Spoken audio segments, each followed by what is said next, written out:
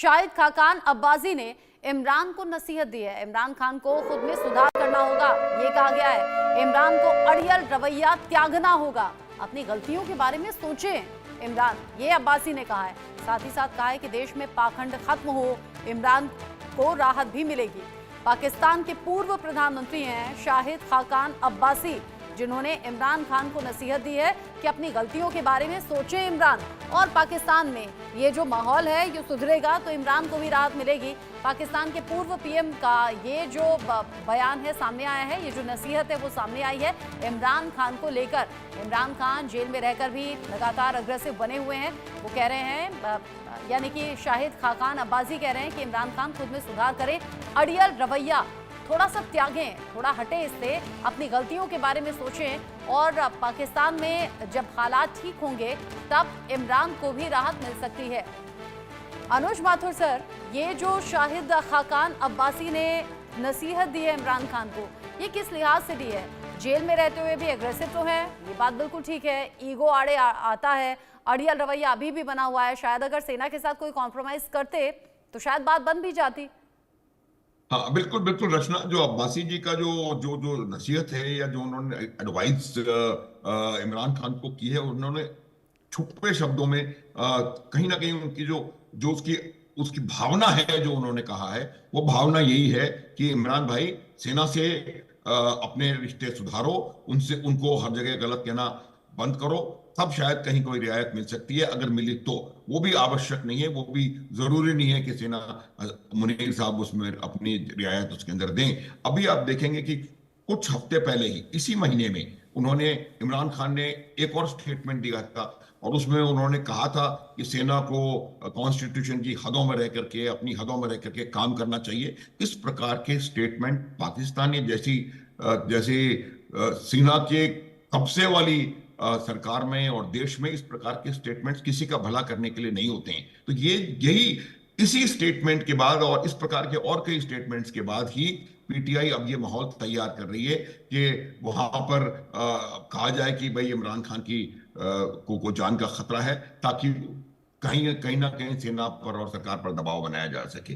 अब्बासी का एक और वजह है, क्योंकि अभी तक वो हमने आज से, आप देखिए रचना जी, आज से पहले हमने बहुत कम उनका नाम एक्टिव जगह पर आया है, तो उन्होंने भी कहीं ना कहीं अपनी रेलेवेंस को बनाने में, अपना नाम दोबारा लाने में, क्योंकि उनको पाकिस्तान में एक पॉलिटिकल इंस्टेबिलिटी और पॉलिटिकल कंफ्यूजन का माहौल नजर आ रहा है, तो वो भी कहीं एक अपने लिए भी एक छोटी सी ओपनिंग कहीं देख रहे हैं, और इसलिए अपने रेलेवेंस को बनाने के लिए वो इमरान खान को नसीहत दे रहे हैं। और मुझे लगता है आप आने वाले टाइम में कुछ और अब्बासी के स्टेटमेंट्स देखेंगी, जिनसे कहीं ना कहीं उनको लगेगा कि वो अभी भी रेलेवेंट हैं और वो पाकिस्तान की सक्रिय राजनीति में दोबारा अपना प्रभाव ला सकते हैं। तो इमरान को नसीहत सही दी है उन्होंने, और साफ शब्दों में उन्होंने कहा है कि आप सेना के रॉन्ग साइड में ना आए,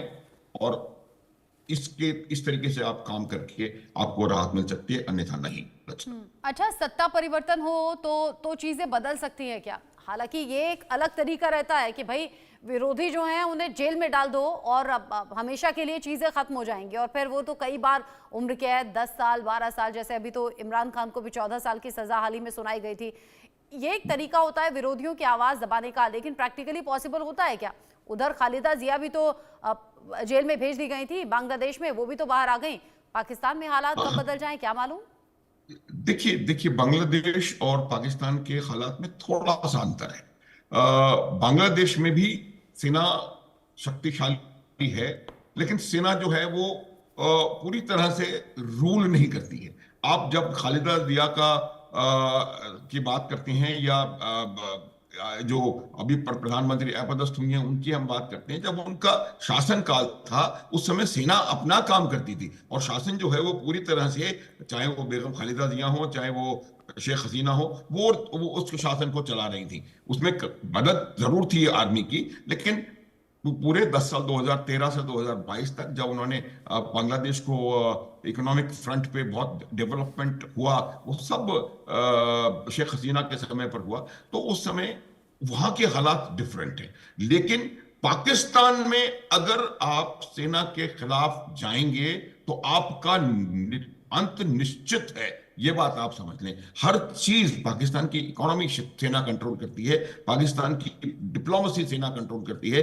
पॉलिटिकल अफेयर सेना कंट्रोल करती है, एक्सटर्नल रिलेशंस, इंटरनेशनल रिलेशन सेना के कंट्रोल में है। तो जहां तक सवाल पाकिस्तान का है, वो आप सेना के खिलाफ जाकर के, सेना के खिलाफ बदबयानी करके मुश्किल में पड़ सकते हैं। लेकिन उसी सांस में मैं एक बात और कहना चाहूंगा रचना, आप देखिए पिछले पिछले वर्ष और पिछले से पिछले वर्ष पहली बार ऐसा हुआ था कि सेना पर लोगों ने हमला किया। जीओसी 4 कोर, जो लाहौर में 4 कोर कमांडर हैं, उनके घर पर हमला हुआ। ये पाकिस्तान के इतिहास में कभी नहीं हुआ। तो कहीं ना कहीं जो आप कह रही हैं, वो संभावना अब बन सकती है, क्योंकि और 2-4 साल 10 साल उसको जेल में रखेंगे, शायद पाकिस्तान का पॉलिटिकल और मिलिट्री एटमॉस्फेयर चेंज हो। जिस प्रकार से बलूचिस्तान में हालात बने हुए हैं, जिस प्रकार से खैबर पख्तूनख्वा में हालात बने हुए हैं, और जिस प्रकार का पोटेंशियल पीओजेके में हमको नजर आ रहा है सेना और पाकिस्तान के एस्टेब्लिशमेंट के खिलाफ, तो हो सकता है कि आने वाला समय एक ओवरऑल एनवायरमेंटल चेंज उनके पॉलिटिकल और मिलिट्री उसमें देखे, एरेना में देखेगी।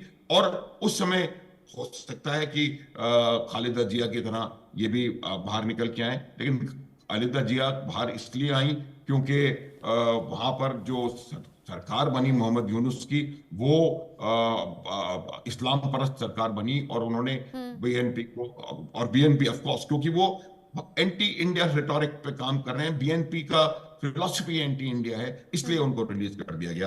तो ये बात देखने की है। पाकिस्तान के हालात थोड़े से डिफरेंट हैं, हाँ। और ऐसी परिस्थिति इमीडिएटली आते हुए मुझे नजर नहीं आ रही।